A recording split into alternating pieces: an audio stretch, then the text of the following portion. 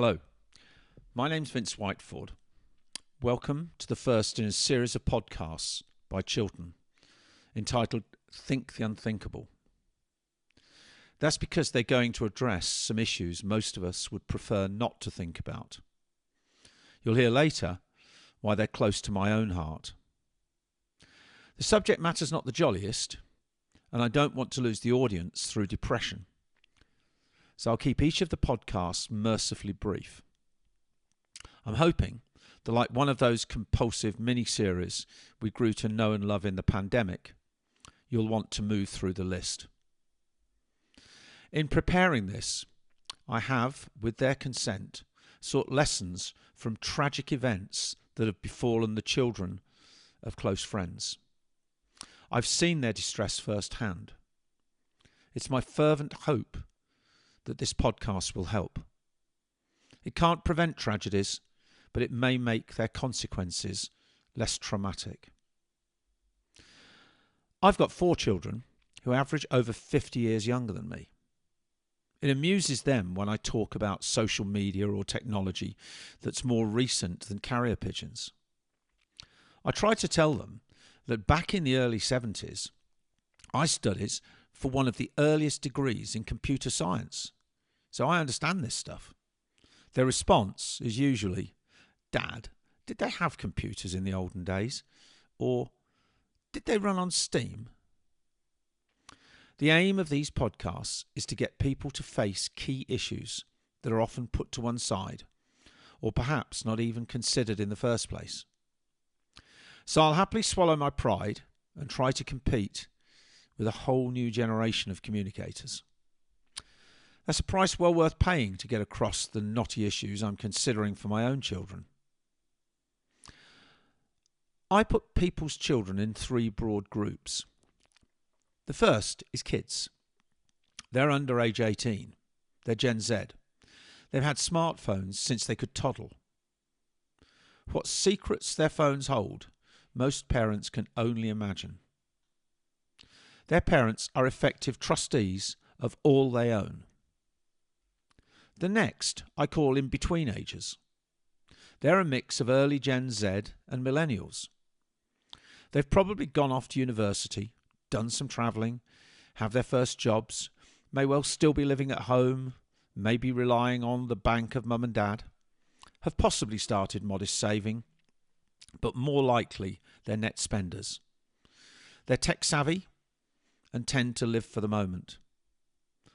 All my kids fall in this group, and they certainly don't naturally start thinking about planning for the sort of contingencies they assume only impact their parents and grandparents. Finally, there are grown-ups, millennials and a few older ones. They've probably now got steady jobs or businesses of their own. They may well own a home, probably with a mortgage. They may have a life partner and even some children. They've probably realised they need to do some financial planning, but they may not have reached the point of considering their estates. And they won't have paid any attention to the more difficult what-if questions of life. What we're going to think about is what steps should be taken now by each of these categories of children. Dealing with the youngest first, there's not a lot they can do until age 18, because any assets they may have, perhaps through inheritance or having been given a role in a movie or being a child pop star, will be held in trust for them by their parents. Grandparents may have funded some child ISAs for them, but it's unlikely there are many assets attributable to them. That doesn't mean a process of education and thought should not start well before age 18. One of the main points I'm going to be making is that every adult child should have a will. The fact that a 16 or 17-year-old cannot have a will doesn't mean they should not understand why they should consider what it should contain. And they should have one ready to execute as soon as they turn age 18. Why, you might ask, does a kid need a will when its main assets are a mobile phone an Xbox, and a wardrobe of disposable online fashion. The will deals with far more than just possessions. Crucially, it appoints executors who can ensure they are prepared if the worst happens. Executors can be chosen who have the time and expertise and, crucially, willingness to act independently and without undue emotional influence and stress. First, it goes without saying that no parent should ever have to bury their own child. Sadly, some have to, often with no warning and in terribly distressing situations. That adds pain to agony. If someone's child over 18 dies without a will, there are no executors. The burden of sorting out the estate falls on the next of kin. Generally, one or both parents have to apply for letters of administration. Without them, they can't access their child's accommodation or possessions unless they live at home.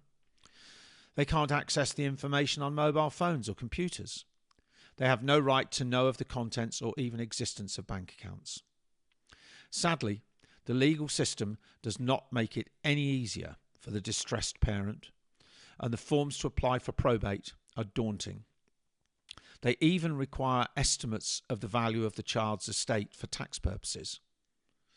Whilst it may be trivial, the very process of having to think about the value of the child's possessions is daunting. Once the obstacle of probate has been overcome for a child who dies with no will, the parents have to identify and deal with bank and investment accounts and dispose of possessions. There are intestacy laws that define how value is apportioned, but they add nothing to the process of working out how the child's personal possessions, which may have no real value, but great emotional significance to the family, are allocated. Once the child reaches the in-between age of phase, it still probably has little by way of assets to leave in a will, but its affairs may well be much more complex, with rent, utility bills, credit cards, and work-related pensions. Unless their child has married or entered into a civil partnership, the next of kin will still be the parents who have to step in at a point where they have no real clue about their child's affairs. The modern world of technology doesn't help. It's a bewildering array of online accounts, passwords and apps which operate through phones or computers. Ask yourself the question: would you have a clue how to access your child's phone, tablet or laptop? What if it's the only place that evidence of an important financial account exists? This information will not sit in a will, but the existence of prepared executors means there can be a dialogue and planning to ensure someone's assets do not die with them. Similarly, a will can specify how executors can access social media accounts, which can be very distressing when someone dies. A spouse or civil partner is the next of kin, but an informal live-in partner isn't. Then, if there's a grandchild with such a partner, it can really get messy. The grandchild's the next of kin, but if it's under 18, then its guardian is the surviving parent. So, we go full circle back to the informal live-in partner, who effectively inherits control of all assets and could apply for probate of the estate. This partner could have been separated from the deceased child, and the unintended consequences could be disturbing. These days, many people have informal partners and young children. So even for someone's child who dies with an established relationship, the parents will still have to sort out the estate. The surviving partner may be entitled to nothing. Intestacy inheritance rules are very complex and often produce unintended and distressing results. There could be a property with shared ownership with an informal partner and no children. Once probate is gained, sale of the property can be forced by whomever has probate. Without a will, the property will go to the parents, and that means it would need to be sold. Do grieving parents want to find themselves making their child's partner homeless and financially distressed when they don't know their child's wishes regarding the property? A will solves that terrible dilemma. When the child is in the grown-up phase, all this becomes even more complex. There are usually established dependencies, or at least interdependencies, with the partner and grandchildren that must be dealt with. The will becomes essential and ensures the estate is handled by the right people and that the assets go to the right people. The intestacy rules for estate management and asset distribution may give bad outcomes. The wrong people may be left to sort out the estate, and the wrong people may inherit the assets. Life holds many twists and turns. The parents of the intestate child may be separated, perhaps acrimoniously, and there can be an unseemly race to get probate, or each leaving it up to the other. Having a will does not stop the death of someone's child being an unspeakable trauma, but it does prevent even greater sadness and distress. The will's not the only matter that requires thought. Choosing the right executors and arranging for storage and access to information are crucial. Also, adult children should have in place powers of attorney to deal with loss of capacity. All of this is for other podcasts. I hope this gives you some idea of why wills for children are essential. And by the way, having a will is not enough. Its existence and location needs to be known to the family and executors. So if this has touched a nerve, please ask each of your children, even those still approaching adulthood, to listen to this and get advice on a will. This should be a simple process, but it can save loved ones from great distress at a moment of unforeseen grief.